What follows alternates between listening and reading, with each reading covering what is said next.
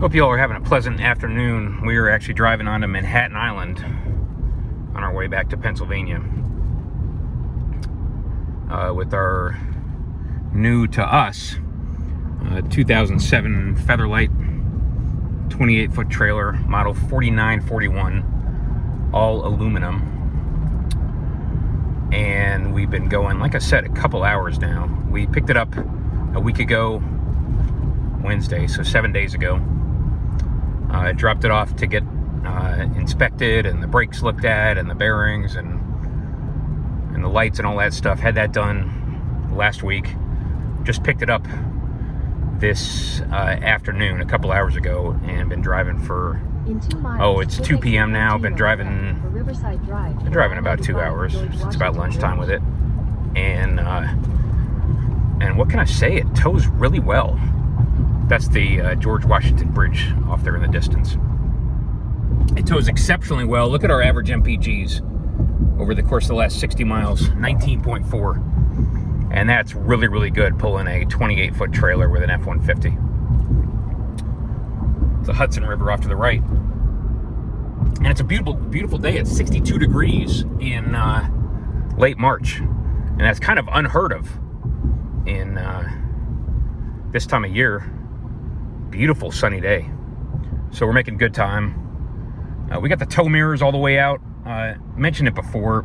They stick almost 2 feet out of the side of the vehicle when they're extended.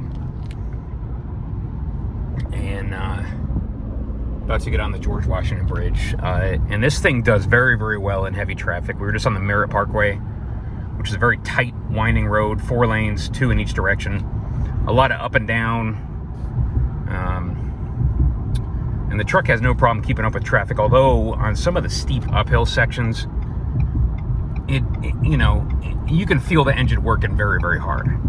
It's just a little 3-liter V6, and it's pulling a trailer with a decent amount of drag, not a ton of drag, but it's about 4,000 pounds empty. And so this engine, the 3-liter V6 diesel, it has a claimed 10,000 pound max trailer weight with a conventional trailer, meaning the bumper hitch, and about an 82 to 8,500 pound trailer. On the left for Riverside Drive, 195 George Washington Bridge. Yeah, about an 8,500 pound max trailer weight with a gooseneck trailer. And I don't know that you would ever want to tow anything close to 10,000 pounds conventional, or even 8,200 pounds gooseneck with this engine, because it's a good little engine. It's a neat little engine. It does a good job, but you've only got about 250 horsepower, and it lets you know that it's working very, very, very hard. It's working extremely hard. Pulling uphill, pulling an empty trailer uphill. It's only, again, 4,000 pounds empty, of which about 850 is hitch weight, or what they call pin weight on a gooseneck or fifth wheel trailer. And then another, call it 3,400 pounds on the trailer wheels. It's just, the most you'd probably want to pull comfortably is 6,500 or 7,000 when you're in terrain that has any amount of elevation change, any amount of up and down, like you get here in New York, New England, definitely Pennsylvania when you're in the Appalachians. You just don't want to work the engine too hard if you can avoid it. Can you? Is it physically possible? Yes. But you also, hopefully, want to make your engine last. And excessive heavy use at maximum load, going up and down steep hills, pulling that trailer, it's going to have an impact on the longevity of the engine. The so-called design life of this engine, of the 3-liter Power Stroke, is 150,000 miles. I would tend to think you could get at least 250,000, maybe 300, maybe 400,000 miles out of it. should be able to.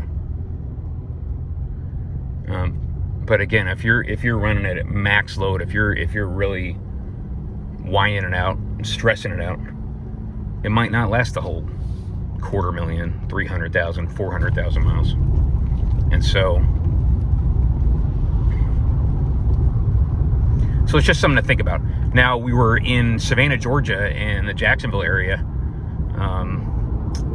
during the weekend. Just flew up yesterday from Jacksonville. And that whole part of the country is flat as a pancake. You get almost zero elevation change. And when that's the case, it's a much lighter load on your engine, and you can come closer to maxing out the allowable trailer weight.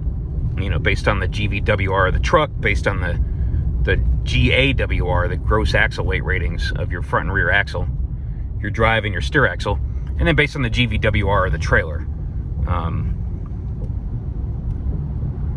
And then finally, based on what's called the GCWR, the gross combined weight rating of the truck.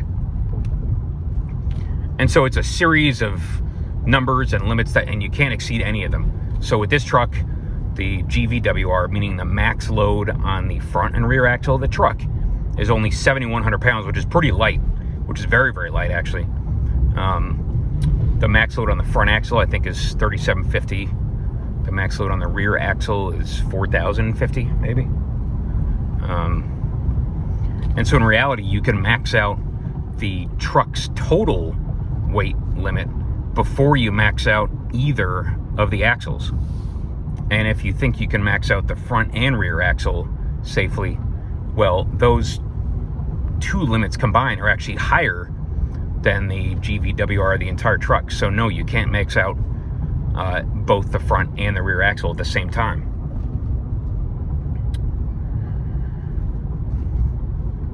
And then you got the trailer's GVWR, which you're almost never going to exceed, because in this case with our trailer, our 28-foot Featherlight, it's got a 14,000 pound GVWR, meaning gross vehicle weight rating, which is really just the sum of the front and rear axle ratings on the trailer. And believe it or not, you can load the trailer heavier than that, knowing that a good portion of the trailer weight is going to be transferred onto the truck, onto the drive axle of the truck. And so maybe you can load the trailer to 17 or 18,000 pounds, because in reality, 3,000 or 4,000 is going to wind up on the hitch, which transfers the weight onto the rear axle of the truck. So if that makes any sense, you're balancing all those limits and making sure not to exceed the trailer GVWR, which you're almost never going to do, not to exceed the GCWR, which is the weight of the truck and trailer put together,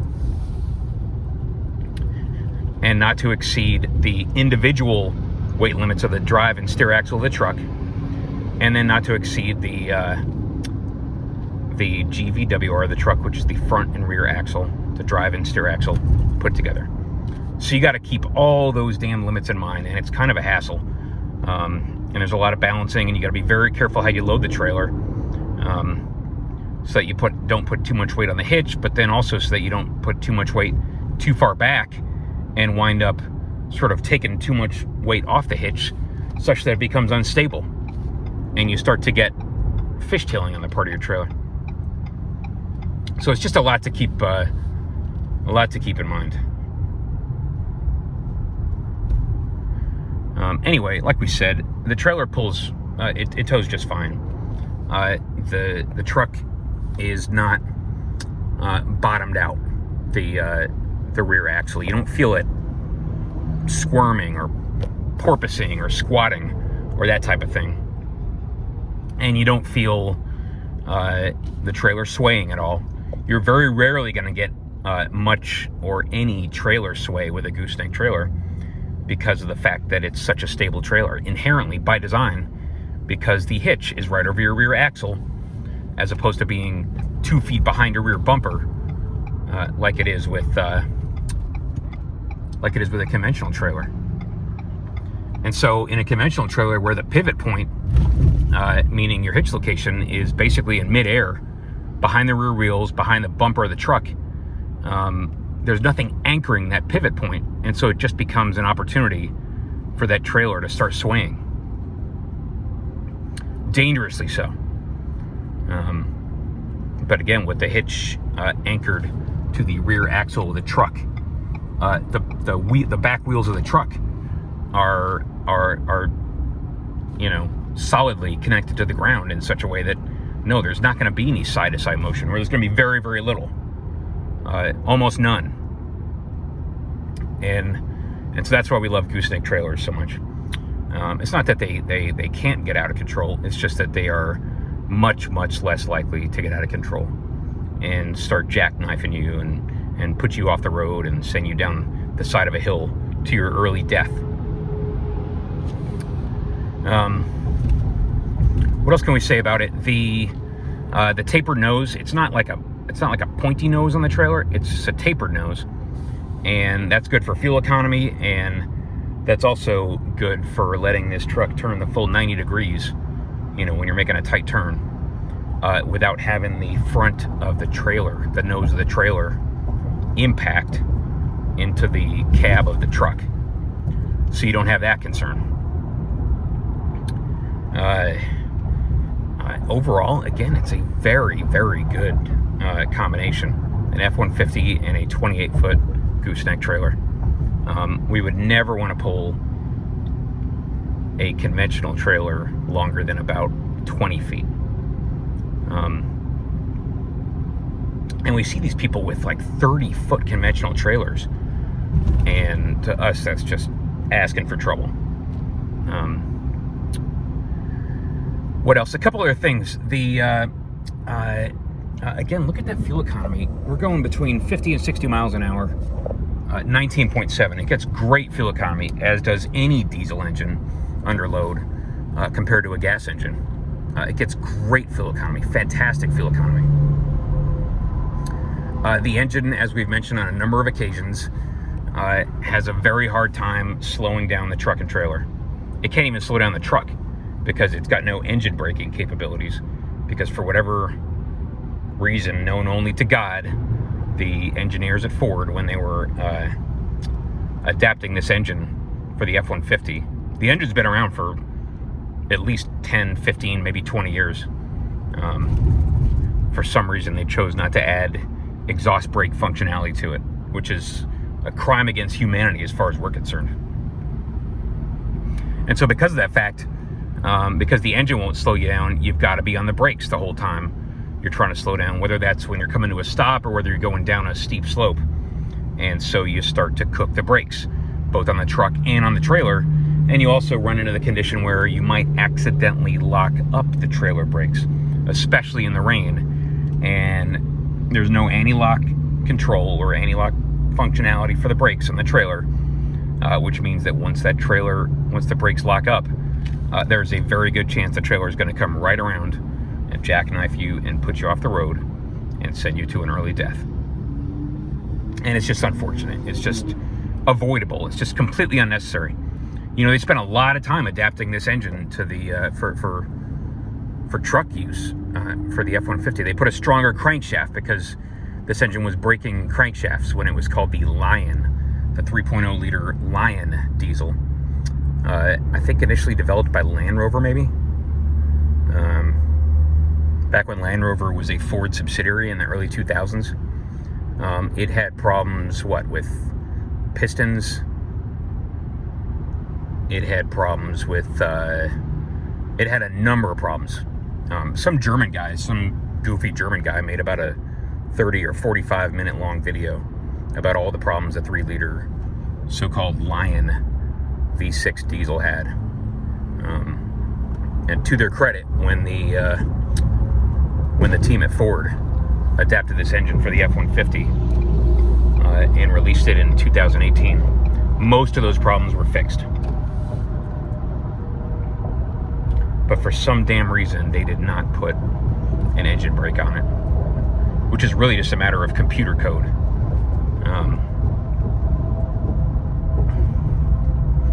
And we are left to deal with the consequences, and that's fine.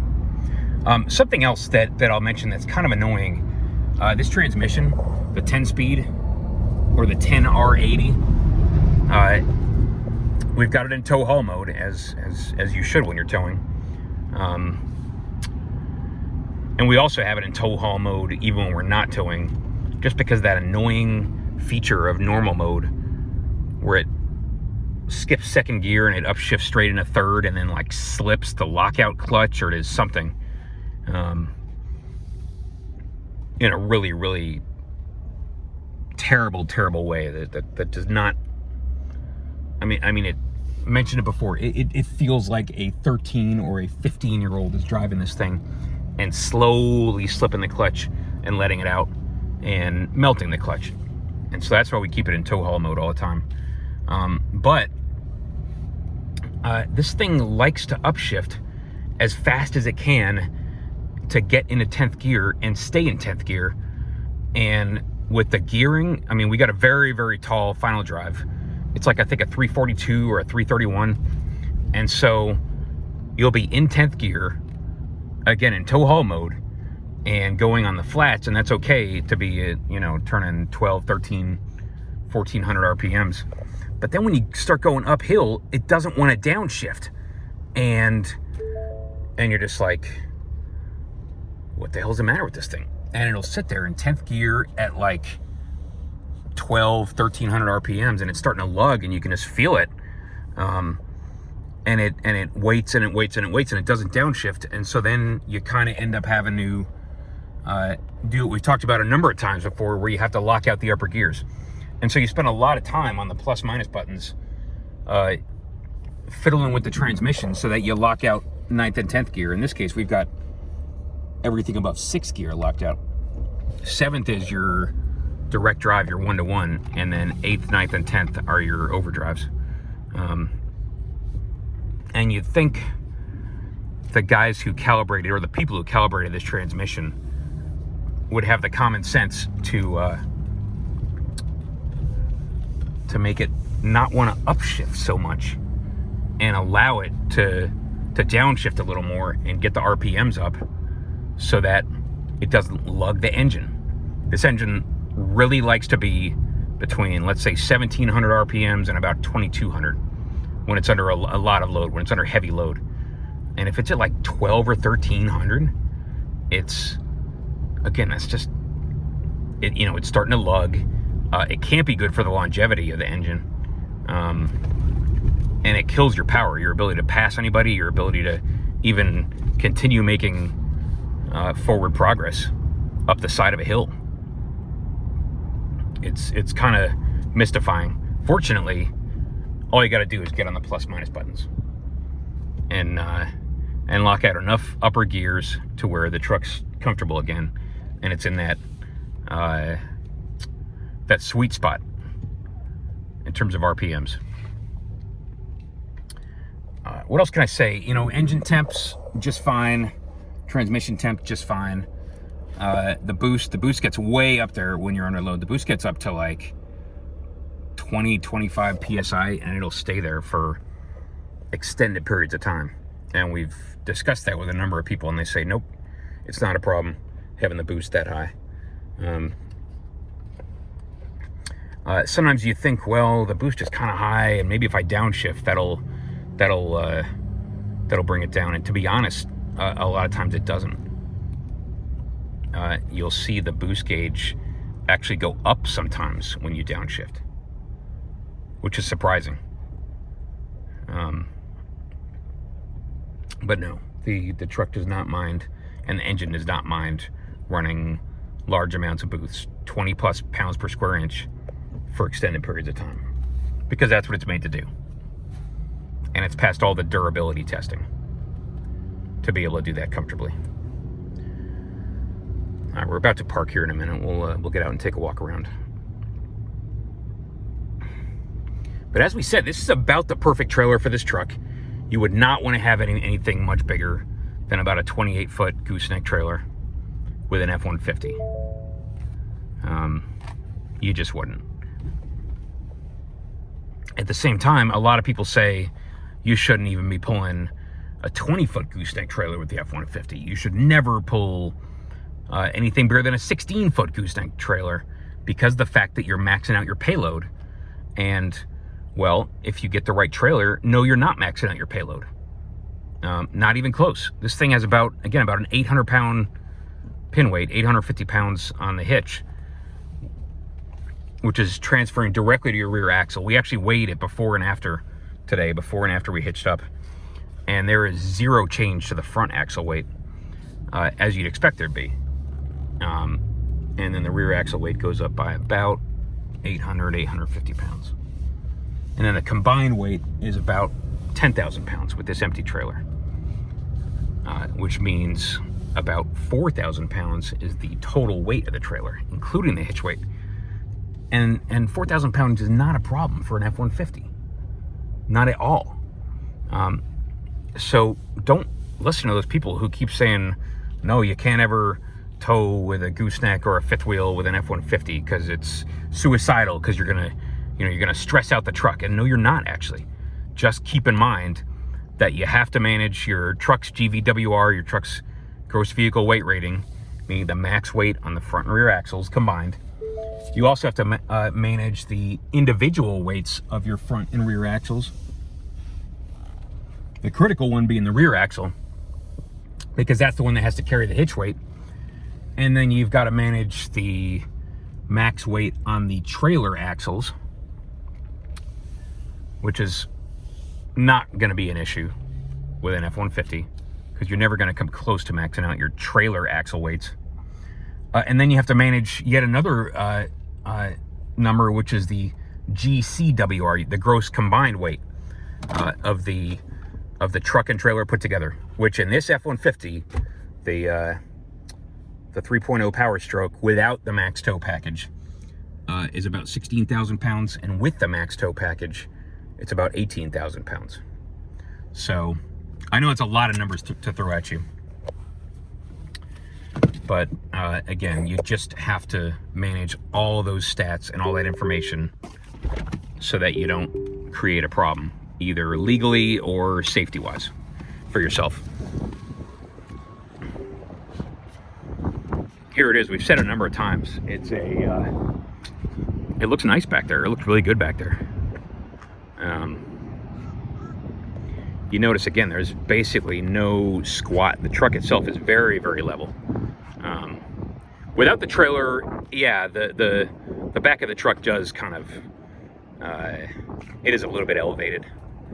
But with the trailer hitched up, no issues. There's your hitch. We've got a B&W turnover ball. Works great. Spare tires mounted right there. There's a battery and a power inverter in here.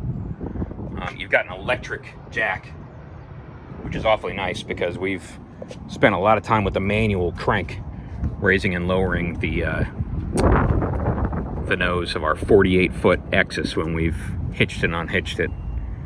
I think they put new bearings in all four wheels.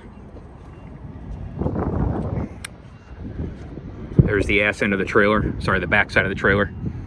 It's got these latches with the locks built into them, so you don't need separate padlocks. And that's how you open it. You just open the latch, lift it up, swing it out of the way, and then to close it, all you do is just bring it down, and it latches automatically, which is kind of neat.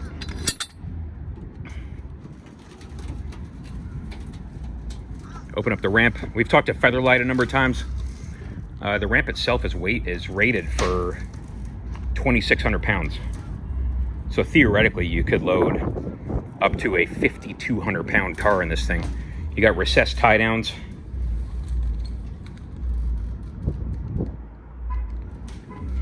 You got the track stuff in the on the floor for tying down cargo. The previous owner did a little bit of electrical work on it. You got some conduit coming out from under the gooseneck, and you got 120 outlets running along the left side ceiling. You got some more track in the sides there, and so you can load theoretically a 5,200 pound car into this thing without busting the ramp. with a max of 2,600 pounds on each axle. Little workstation here. That's kind of nice. And then there's no padlock on the outside of the side door either, so you can open it from the inside. There's a, it's neat. It's just an RV latch. And so you're not padlocking it from the outside. And then look what else you got here.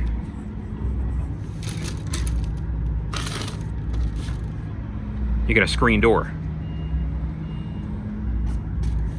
Seen those in a number of trailers. And you can lock it from the inside just using this little latch here, this little deadbolt. Comes out like that.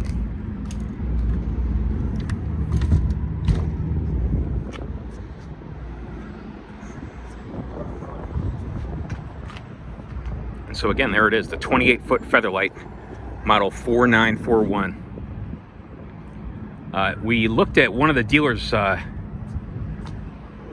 websites at what this guy would cost new, and a 32-foot Featherlight, same model 4941, just a couple feet longer, is about $63,000 new.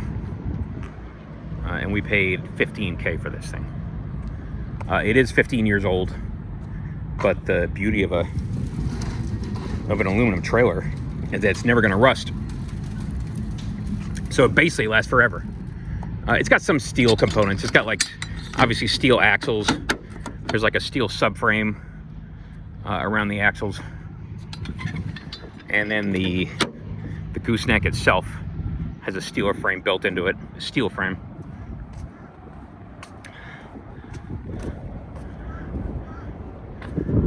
That's all steel, that's all steel. And this sort of framework underneath here is steel. That portion, about the front 2 feet. But then you get here and it becomes aluminum.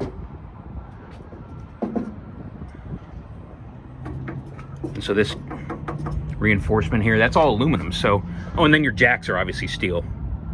And I think they mount onto some steel there. But the vast majority of the structure, and obviously the outer skin and the floor, is aluminum.